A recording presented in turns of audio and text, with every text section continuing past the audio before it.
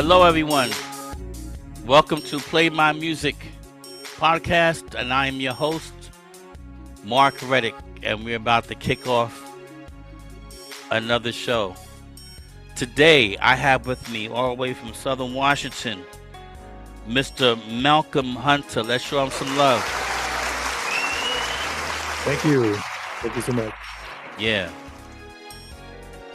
Man, I have to tell you, today has been a day, and I'm up to my number six.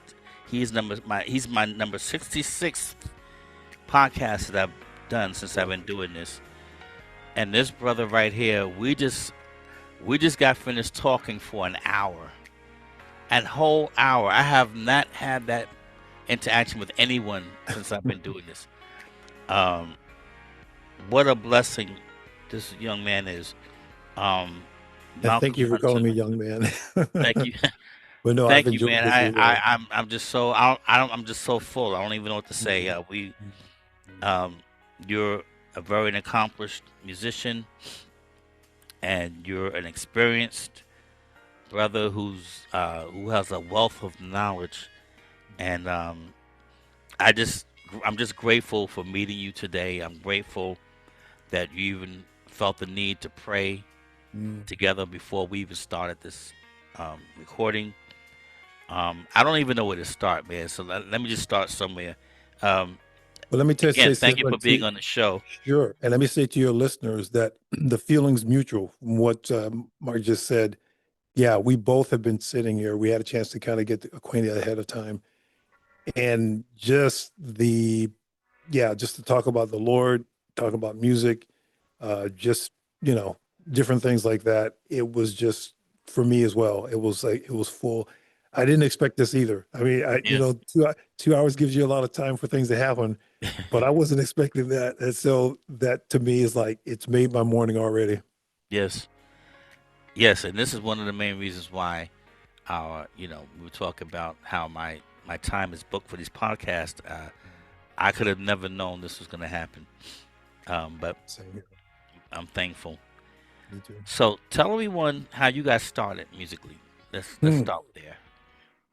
Boy, I'm going to take you on a quick tour because when I started playing music was when I was 5 years old. Hmm. And my mother I had three sisters, no brothers, and we all started on piano. And so I had two older sisters, and then my youngest sister is exactly a year younger than I am. We were born the same day, a year apart.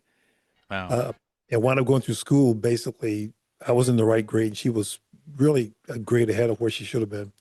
So Hmm. I always say she's the smarter one because she kept up with me. So, but no, we started on piano, and and in fact, the album that I've done, that those keyboard skills through over the years that I've been, playing music, I kept them up and was able to learn how to write, Hmm. compose music, playing piano. So that's when I started at five. I think about that. But when I was in fourth grade, I decided I was going to do something different, and I wound up playing the saxophone because there was a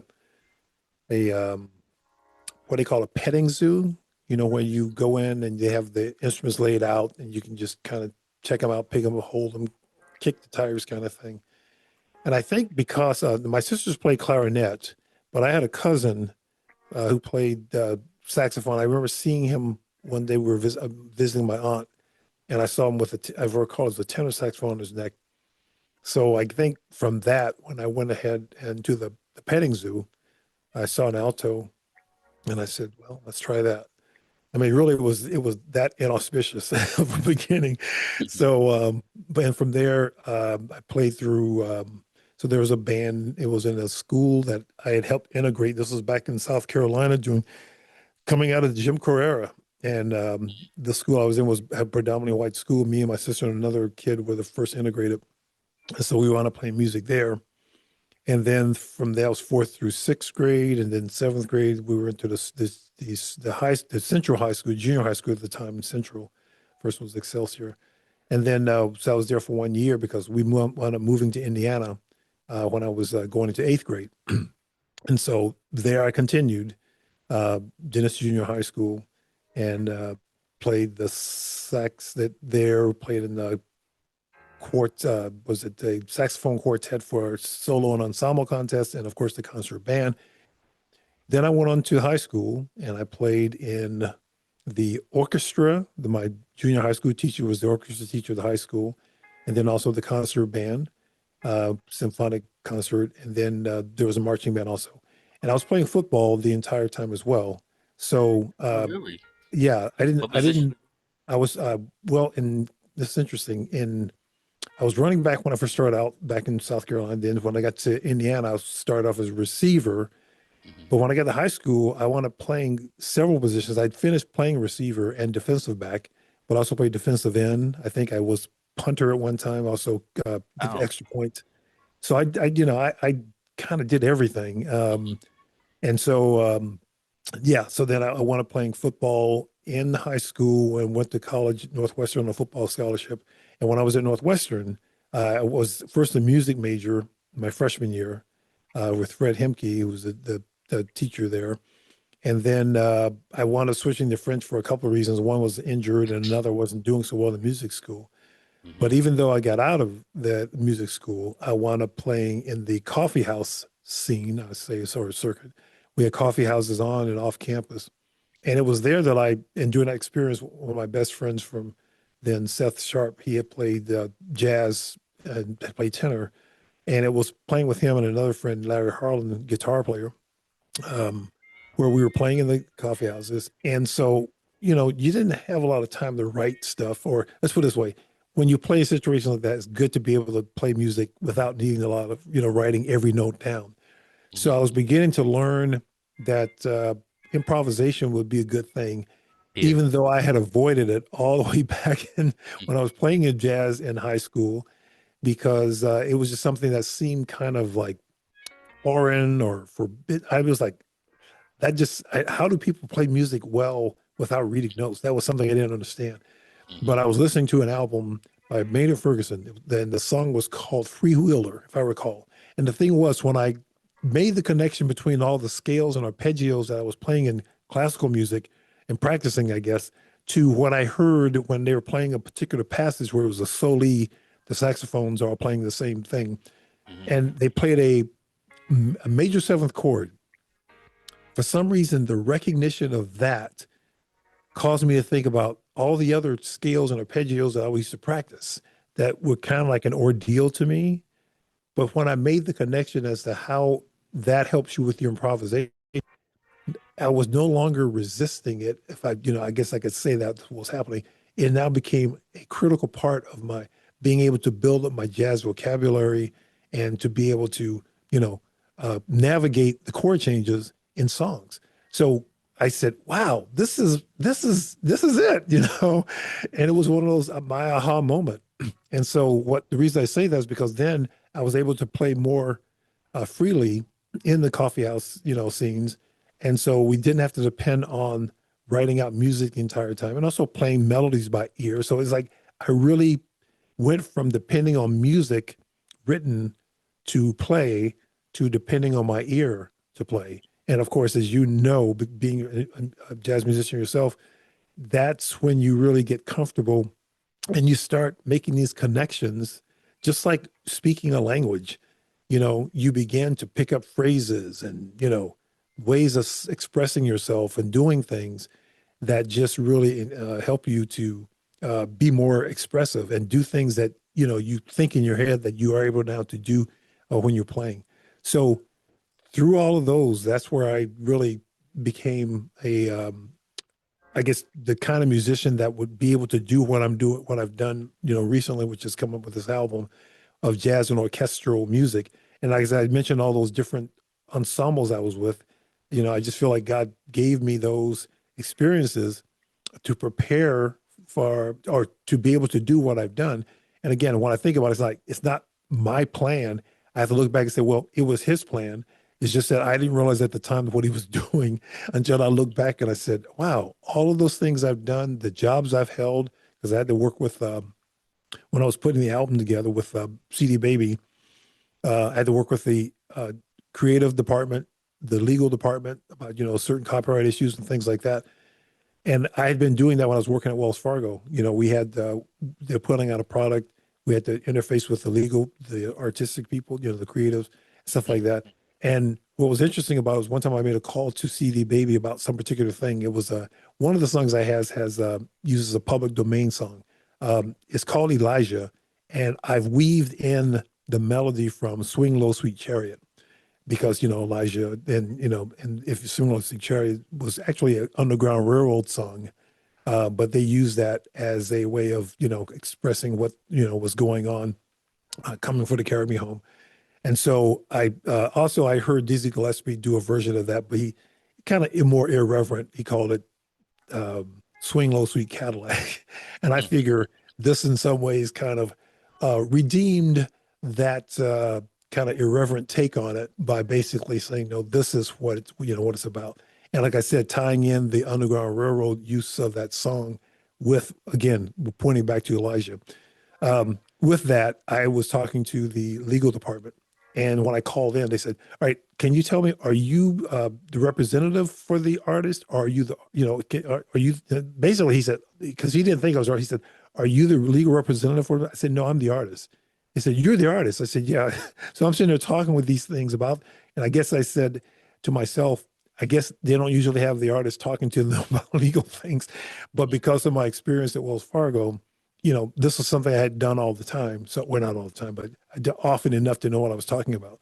So that was interesting. But anyway, through doing that, then I was able to come up, to get the album completed and then get it, distributed and actually released it back in November of 2023.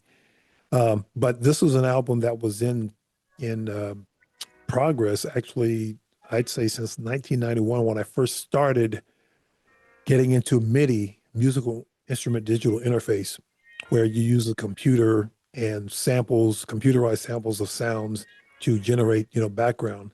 I'd learned that starting then. And then by the time 1998 came, the songs that I have in this album pretty much were all done.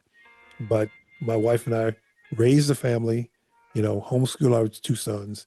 I had to put bread on the table. And at the same time, I was playing music. I think I mentioned this earlier about playing for mainly for Crown Plaza, although I did do other things for the hospitality industry in East County, California. So I play all kinds of music there using the Hal Leonard jazz play along books and things like that. And so that was like something because like for 6 years on every Tuesday, pretty much, I would spend from 5:30 to 8 playing music for people who were there for happy hour or whatever during the song during the at that time. And so that was where my playing chops actually really progressed because I didn't practice that often before then, but I had something every week that I had to prepare for. And that was like, and I would try things sometimes for the first time. I mean, I'd read before, but sometimes it's like, sight reading can be tricky depending on what you do, doing it in front of people. But I started getting to the point I was confident enough that I would just try something and I would get it done. And then with jazz, if something kind of goes off where you weren't intending, you kind of go with it and, make it work. But through all of that, though, I that's how I did, that's my musical journey. But I would say as far as composing, that actually started back in when I was at Northwestern as a freshman. And I think I remember I was either humming music or doing something. And I remember thinking, is this some song I've heard? And I was thinking, no, I've never heard this. And I began to realize I was starting to compose music as well. And so one of the reasons I started naming the songs with biblical themes was that I was very thankful to the Lord for having given me the ability to write music. I really enjoyed playing music, but I never had ever thought I would write it. And so when I did, I said, well, what does the song remind me of? And that was how I kind of came up with the names of the songs. And so first I used to do a lot more jazzy things, but my orchestral and concert band background was coming with me. And I would say that when I think about, people like John Williams, John Debney, even, Quincy Jones and Isaac Hayes, as far as people who have written, soundtracks, I just kind of just went along with that because I liked soundtracks and I liked what I was doing with soundtracky, I'll call it. And so that to me became how I came up with what I call Sonic Portraits, which is now my record label and things like that.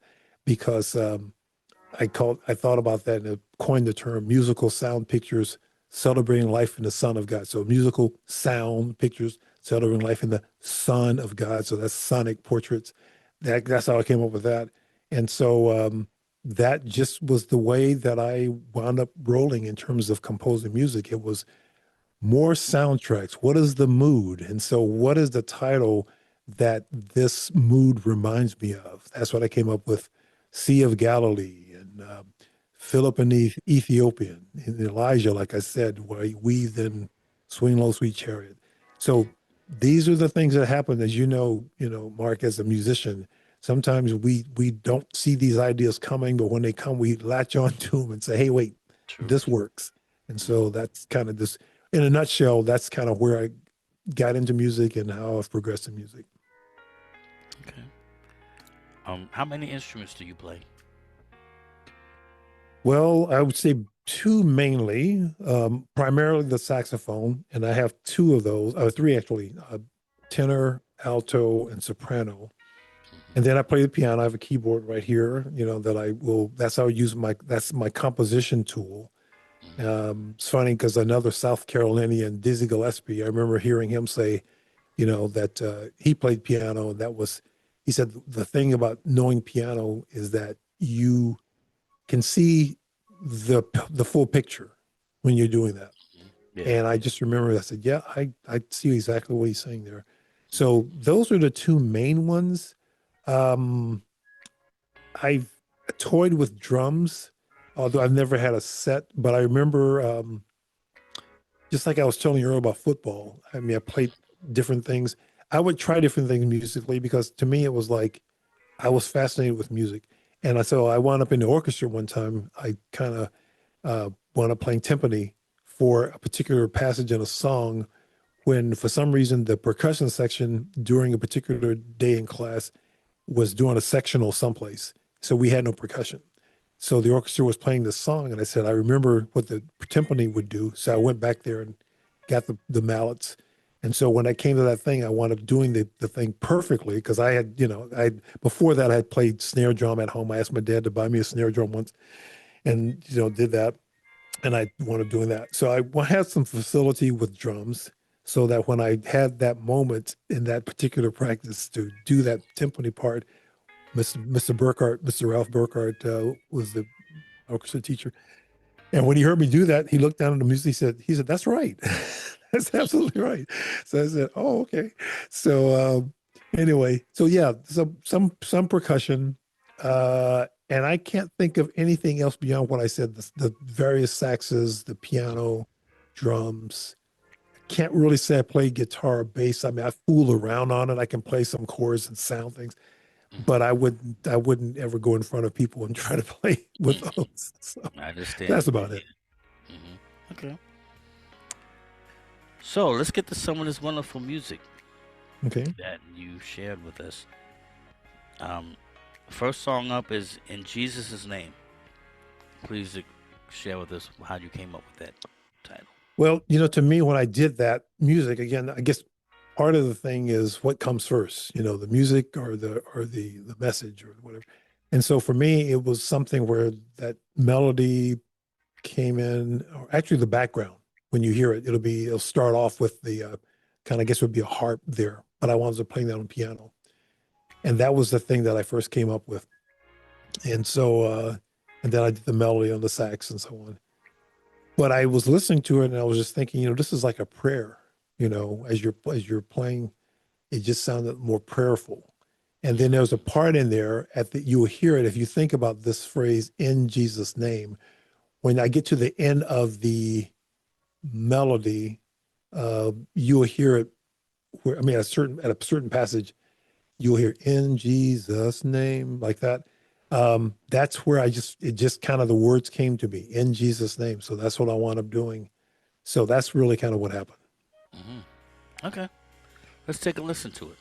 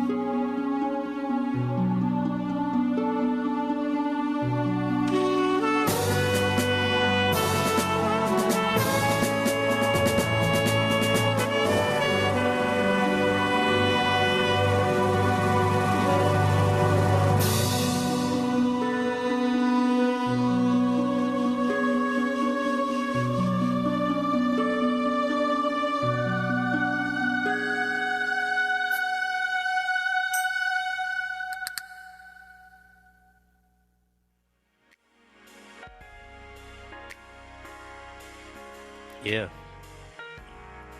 in Jesus' name. That was beautiful, Malcolm. Oh, thank you. That was Thank you. beautiful. Um, yeah, real nice, real smooth. And you can hear my orchestral Yeah, yeah. instrument. Well, thank God for sequences Oh gosh. and Yes. all the stuff that goes with that. You know, the plugins and all of that stuff.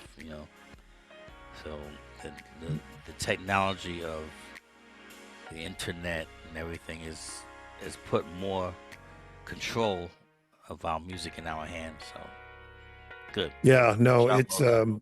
when you think about it, I remember seeing Mozart, it was a Wolf Amadeus, I guess the movie about Mozart. And just, Hmm. they had to, of course, have live musicians playing, his operas and all this sort of thing. And so you had to Yeah, have that's wonderful. But some of us cannot afford to get a was whole that orchestra behind our that music, so this is what I'm we gotta saying. I was we like, have to be the orchestra in our that's studio. right. So There that you to me go. was like one of those gifts that I never even saw coming Mm, when, God, endowed men through, the computer industry to do something that I don't think when people first thought about computers that it would play any part in our musical world. And I look at, the keyboards you have around you, just all this sort of thing. And you think about the different patches and samples that are available that you can sound like, and all those things that, on the background that the music you just played were all from a keyboard and a sound generator. It was a Sound Canvas Edirol, a lesser division of Roland, mhm. where it was the Edirol SVL 88 or something like that, that I won in a listening contest. There was a radio station called KKSF, and I was able to identify some songs, whatever, and they gave me $150 cash prize. And for some reason, it got brought across my path this sound generator, and so I went ahead and bought it. And so what you heard was a result of that particular item. I still have it some places. It's not useful anymore. Mhm. But yeah, to think that we could now in this day and age. I mean, I wonder what Mozart would have done with but I guess he didn't have to worry about that. He You don't had have to worry about it, music. right? People were going to say, "I will, go across the world to come and play for Hmm. Mozart." Hmm. So I guess he had a little different situation than you or Yes, he I. sure did. A little different situation. It's a nice way of putting it. Yes, sir. Well, but thank God for folks like Mozart and Bach and all those guys. We stand on their shoulders Yeah, because especially Bach. When he I don't know if you know the story, but he was a organist in his Mhm. church in Germany and stuff like that. And apparently all the stuff that he wrote was not anything that was designed specifically to go out and perform before whatever. I mean, he did it, it was in the church. And I Yeah, think if I recall, Mendelssohn found music that he had done yeah, something and like had that, been kind right? of stored away. And from that point, that was how the world got to know Bach's music. And Hmm. now, when you think about all the different festivals classical music has, they have the Mozart, and of course, I think Bach is the most popular. And a lot of the Bach's things too are musical exercises. I remember playing the saxophone in Northwestern at the classical school with Fred Hemke, my professor. And a lot of those exercises were from Bach pieces. So, and here's a man that he had basically spent his entire compositional career Hmm. in the church. And the world got to hear what he did through Yeah, Mendelssohn finding him. yeah, incredible. He really Well, is. you are definitely, you know, these men are definitely you hear the influence in your music. That's Exactly. what I'm trying to say. Yeah. Exactly right. And I will, what you So we got said. up next, Oh, Jehovah. Tell me yeah. about Now this is interesting because this is and again, it's one of those things where at the time that it's been so long, I can't remember exactly, the sequence. of how, what the thing, whatever. But the song itself, again, like I said, in most cases, the melodies and the song came first. But it reminded me, or the mood that was being painted, I guess, was just someone seeing something wonderful. Hmm. And there was the verse that I think I put on the album by it is talking about where there was a conversation that Moses and the Lord had. And basically, I think Moses was, saw caught up in the fact that here he is relating to the God of the universe. Yes.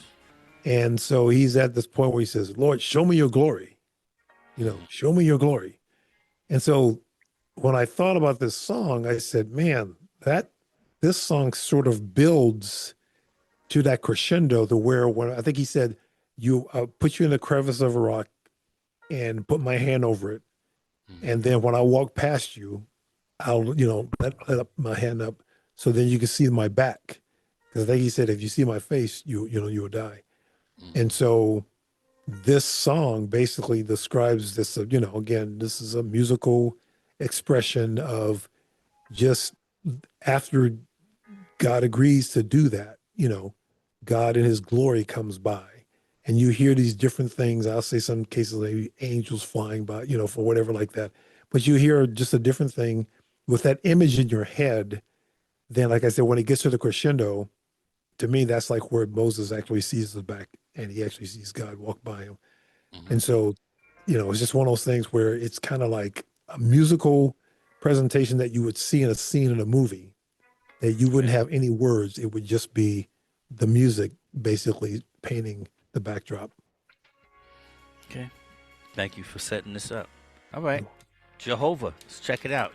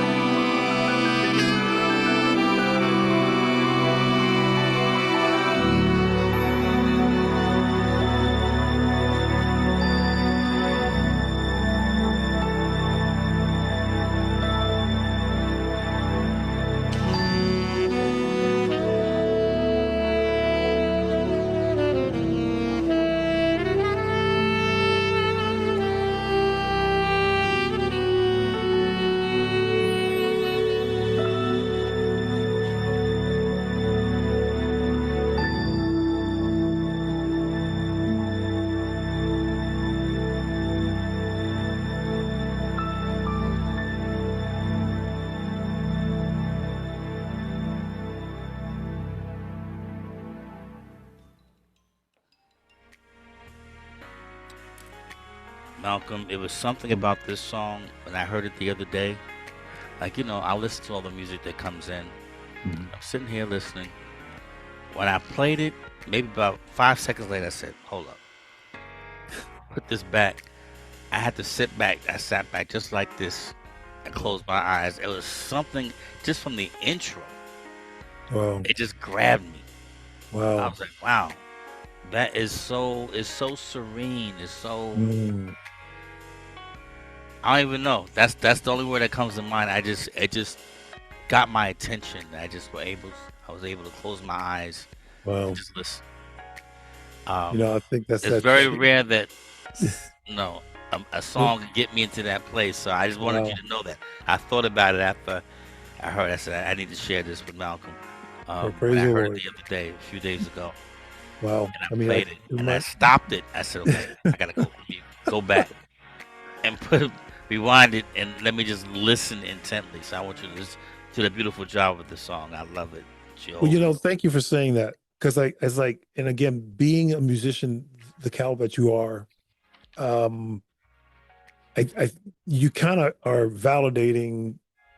Again, when I played the thing and it came out and everything came out, I just said pretty much the same thing you did. I was like, wow, what is this? What was it Samuel Morse when he came up with the Morse code? Or was it Alexander Graham Bell with the phone? I can't remember which one he said. What hath God wrought? I Yeah, was yeah, just thinking about that. I was like, whoa, where did this come from? Because, and in fact, it's funny when you talk about the song. I mean, gosh, I just made thought about this because I haven't thought about this for a while.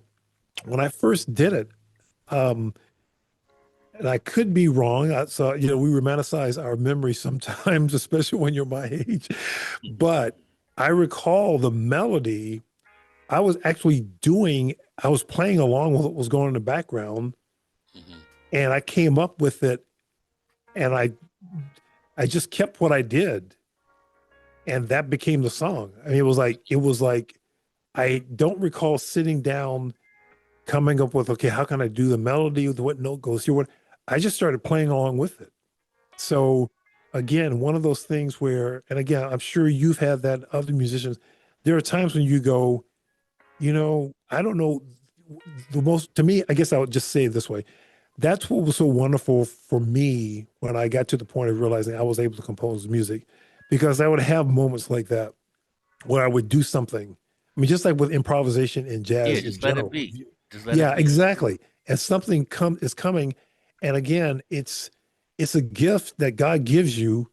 It's kind of like he's very particular. Like I said, he knows the numbers on the hairs of our head, and mine are less these days. But anyway, That's all right. he's that Mine is less than yours. so but it's like he's that particular. We have that kind of intimacy with our God. And so when I had a moment like with this song, and it's funny now talking about it, I hadn't thought about this in a long time, but it was kind of like that one of those things where it's like, this doesn't happen every day. And when it happens, wow, thank you, And so, yeah, this to me was a special song when I think about it, because while it was then named, Jehovah, and after that episode where Moses said to God, "Show me His glory," hmm I felt like musically He showed me His glory, when I was coming up with the song. So that's interesting. Thank you for saying for telling me Yeah, that. sure, sure. Mm. Beautiful song. Um, and by the way, your production, on all of this is just really wonderful. Really, Mm. Thank you. nothing overbearing. It's not overproduced.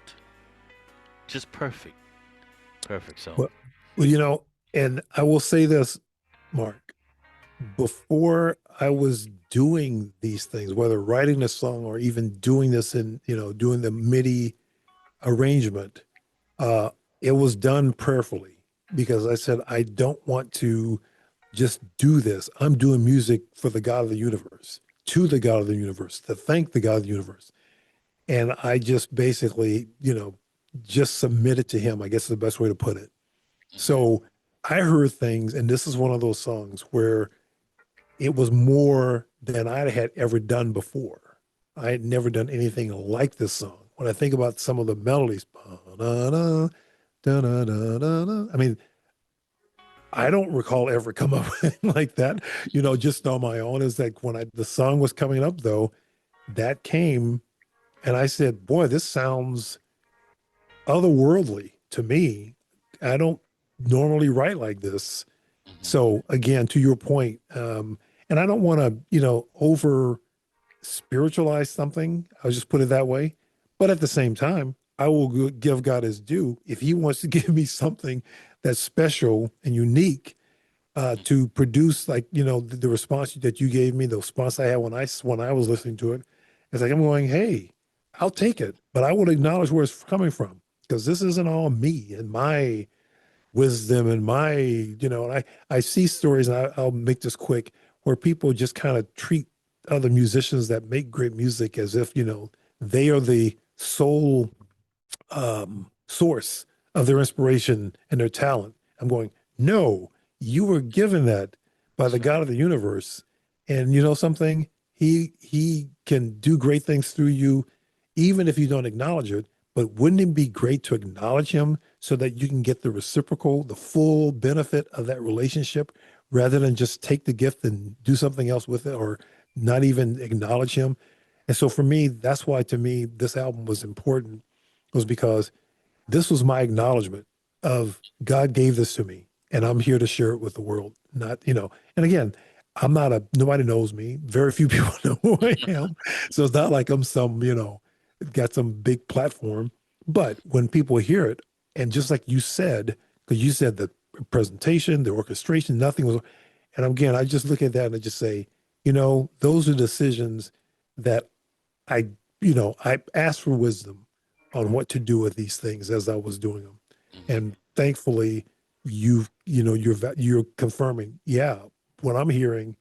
And again, the caliber of musician you are, who has gone to Berkeley, who has heard all kinds of people, you Hmm. know, from all over the world, to hear you say that to me is just one of those things where I said, thank the Lord, because this is the kind of thing that I want it to be something that Hmm. will stand the test of time, Yes. that would be also reflect, and I'll say um, the type of musicianship where, like you said, sometimes more is less, you know, Hmm. or less is more. I think it's the one was it less is more, I know what you more mean. Yeah. wisdom, Less and is then more. yeah, Yes. and so and there are times when there are other songs in there too where it's less. You don't need all of this.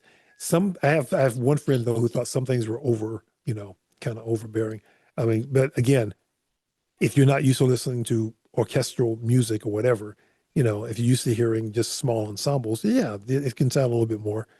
But Hmm. it's just really one of those things where when you consider the genre and you consider the arrangement and you consider the, what was done, to me, what you said again, I can't say this enough. It's like when I was listening to what was coming back, I just said, okay, this sounds like I don't need to add anything more. Or there were times when I said, no, I need to just not do that.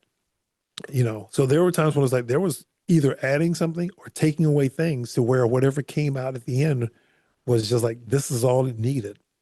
And so just to hear you say that again, it just kind of reminds me, it takes me back all those years that I've had this kind of, percolating in my head from when I was trying to get to the point of making an album, where I would listen to the songs and I say, do I need to do anything more? And it just seemed like, nope, this is it. I Just think leave it as a alone. musicians, we automatically in our we're built to like think and believe that something else has to be done. Yeah. And a lot of times that's not the case. Just let the Yeah. song breathe. Yes. Let the And then song breathe. you know.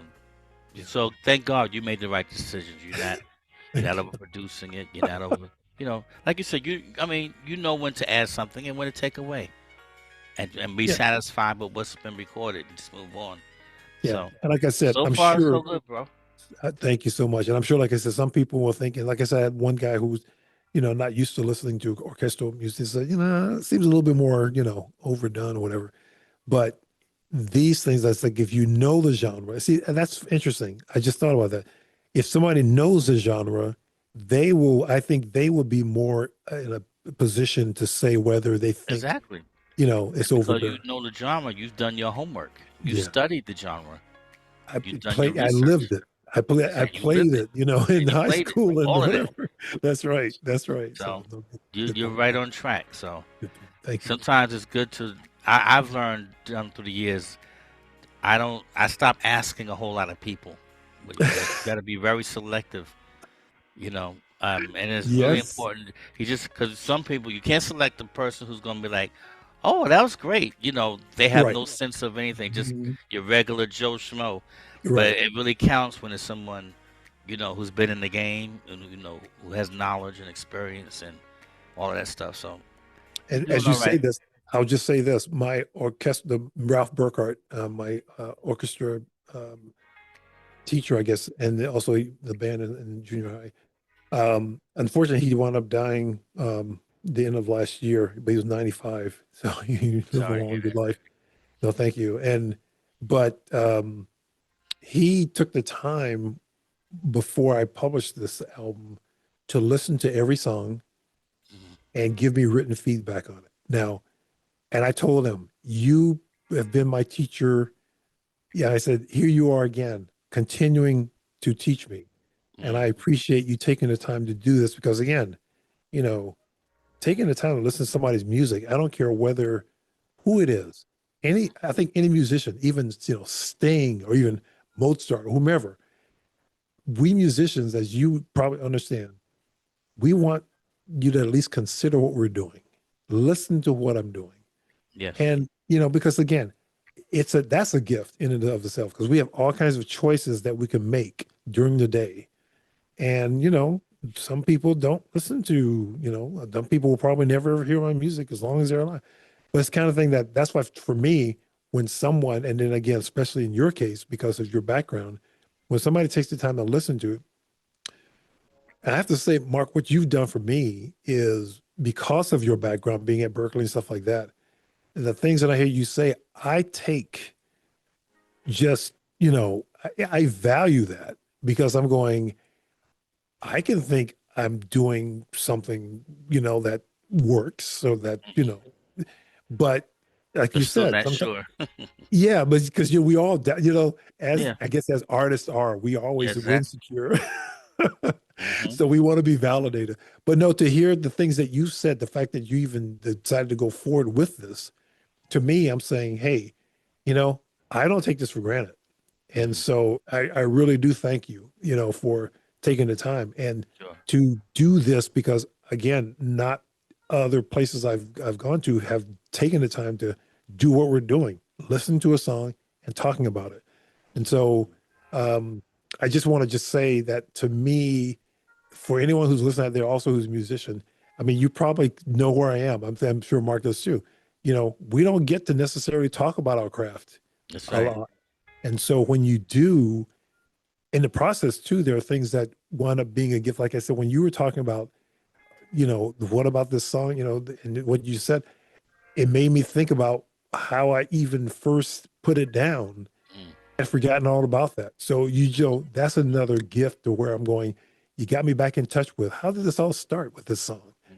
And that was like one of those things where I said, gosh, I remember at the time thinking, no, leave it alone. That's it. That's just leave it alone. And that was what I did. I said, okay, all right, don't touch it. so, Right. Right. so Right. yeah, thank you for that conversation. Sorry, You're welcome. what were you saying? Oh, yeah. Okay. Great. Well, we got one more song. We're not gonna let you go just yet. All right. The Small Gate. Tell us The about that. narrow path. Wow. Yeah, this song again, it was just again reflective and almost sounded like again like a background that you could play while Jesus was giving that the parable, small is wide is the broad is the road, narrow is wide is the gate, and broad is the road that leads to Yeah. destruction, and many go down it. But small is the gate, narrow is the path of those who find the road of life, and only a few find it. Um, yeah, it just seemed to be and I don't even know how I associated that with that particular parable. But again, it was just one of those, like I said, I think of these things in terms of soundtracks. This is a soundtrack to something going on, and that's what came to mind. So that's Mm-hmm. probably as simple as it is. Okay. All right. Well, let's listen to it. The All Small right. Gate. Here we go.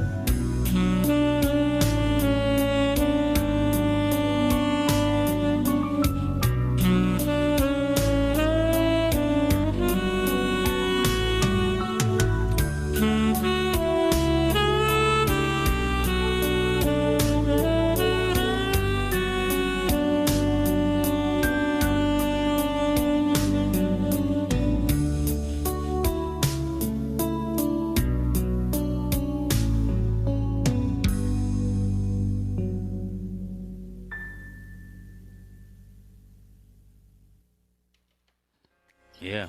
The Small Gate. Well, this has been um, an interesting um, gathering, even though it's just me and you. I enjoyed our time today, Brother Malcolm. Right. You got to come back to us. But before you leave, please share with us where everybody can find your music. Um, yeah, let's start Sure. there. Where can we find your Uh, music? sure. And again, if you're able to see that my logo and website there at sonicportraits.com, Hmm. you can go there and I do advertise that I'm a special event musician in the hospitality industry, but there's a services, music, and podcast page, if I recall, that you can go to. And actually, all along every page, though, there's a place where you can say contact me.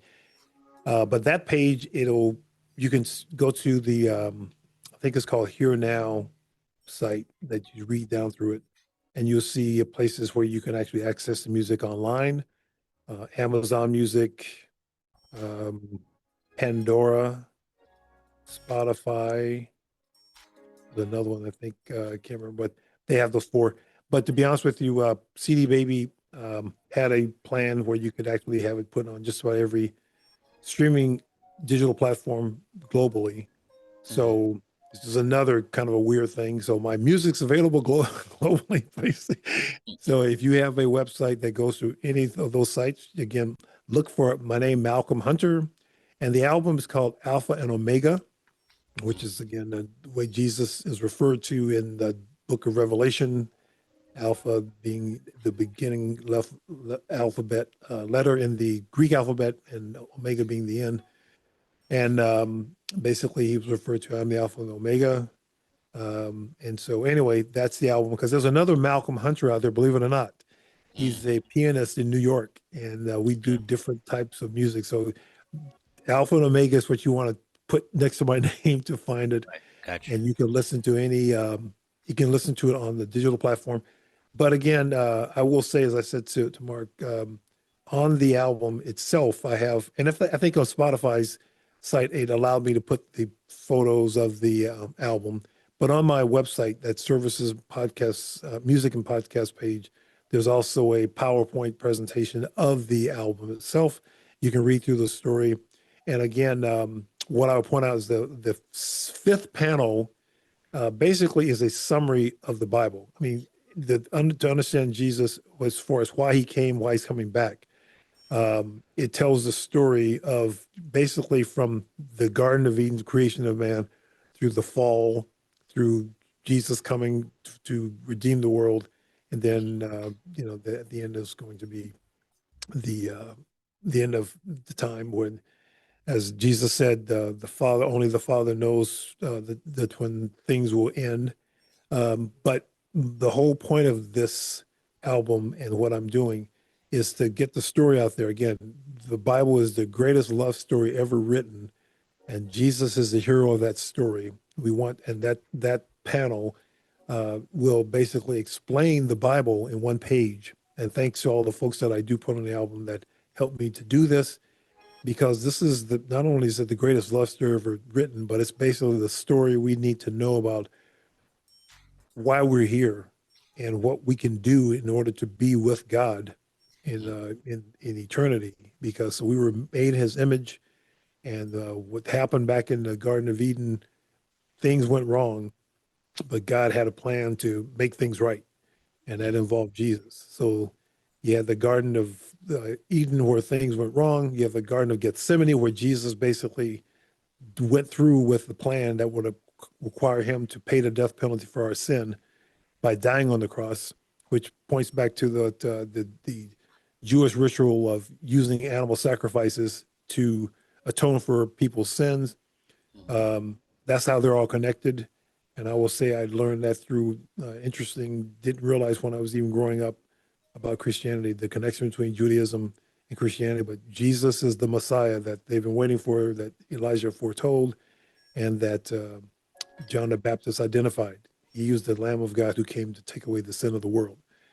And so, therefore, like I said, this is music. I call it timely music with a timeless message. And that timeless message is Jesus came to not to condemn the world, but to save the world. But whoever believes in his name will not perish, but have everlasting life. And it's may be hard for you to hear this. It was hard for me when I first heard it. But basically, John 14:6 says, Jesus said, I am the way, the truth, and the life. No one comes to the Father but by me. And that you may have questions about what about the other religions? And I went through that same thing and I looked at them all. And after it was all said and done, I'll give you a book recommendation with that too. It's called So What's the Difference by Fritz Reidenauer. And basically, it talks about the fact that Jesus, and I can say this, my one of my pastors of the previous church said, out of all the world religions, there's only one leader of a world religion whose body is not still in the grave, and that is Jesus. So he's the difference. And that's why when he makes a claim like he did, being the only way to God, you can take him seriously because of that fact alone. So anyway, to me, it's again, sonicportraits.com. You can read about the music. You can actually order the CD if you want to have that in your hand. Like you see them back there behind me. That's what it looks like. And again, Mark, I just want to thank you for this opportunity to speak about music in a way that I haven't done any other place and to actually listen to it. So Yes. again, we You're welcome. we both have had some firsts today, and I Yes. appreciate Yes. your Absolutely. time. So thank you so Yes. much. Well, like I said, you got to come back. So again, we enjoyed having you today. We want everybody to go out and support Mr. Malcolm Hunter. Um, please just go stream his music, purchase it, do whatever you have to do, download it, whatever he's go to his website, uh, get everything you can. My uncle used to say, "Get all you can all you get." Um, get it all. So this I like man your is uncle. very talented. He has a lot to offer. Thank you. So, and any artists like you, like him, like Malcolm out there, that you have your own music and you would like to share with us and sit down and talk about it, please send it to playmymusic711 at gmail.com. That's playmymusic711 at gmail.com. All right. That's it for today. Malcolm, I enjoyed you, brother. God bless you. Same to you, Mark. Thank you so much. Yes, Thank yes. you. And I'll be looking to hear from you soon. Yes, sir. All Sounds right. good. Until next time, God bless. Peace.